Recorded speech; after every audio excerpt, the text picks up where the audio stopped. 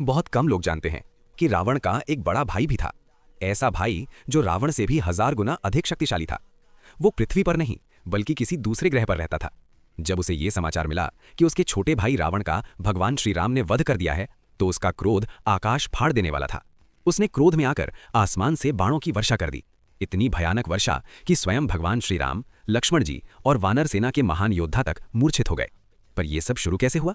बहुत पहले सहस्त्र रावण को पता चला कि उसका छोटा भाई लंका का रावण अत्यंत शक्तिशाली हो चुका है और देवताओं को भी परेशान कर रहा है।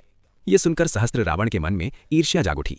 उसने सोचा, अगर मेरे भाई के 10 सिर हैं और वो इतना प्रसिद्ध है तो मैं, जिसके 1000 सिर हैं, उससे भी अधिक शक्तिशाली क्यों न बनूं?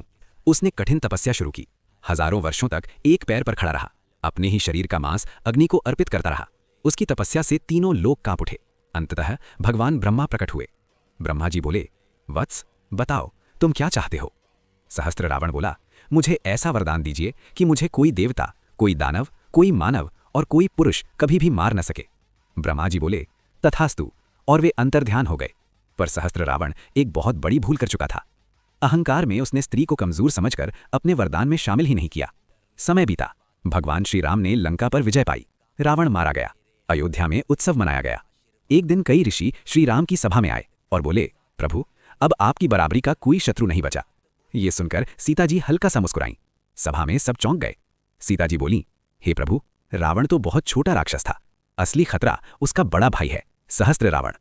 उसके 1000 सिर हैं और उसकी शक्ति रावण से 1000 गुना अधिक है। जब तक वो जीवित है ये संसार सुरक्षित नहीं। श्री राम का चेहरा गंभीर हो गया। अधर्म का विनाश करना उनका धर्म था।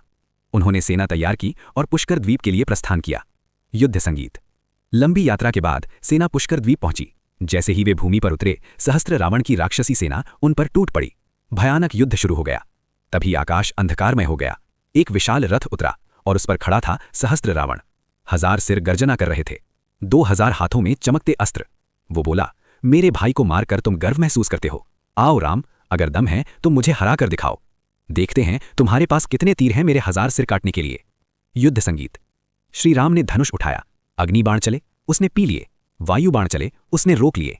नारायणास्त्र चला, उसने प्रणाम कर निष्क्रिय कर दिया। अंत में श्री राम ने ब्रह्मास्त्र उठाया। पूरा आकाश चमक उठा। पर सहस्त्र रावण ने उसे हवा में ही पकड़ लिया और खिलौने की तरह तोड़ दिया। सन्नाटा। फिर उसने एक भयानक बाण छोड़ा जो सीधे भगवान श्री राम की छाती में लगा। श्री राम गिर पड़े।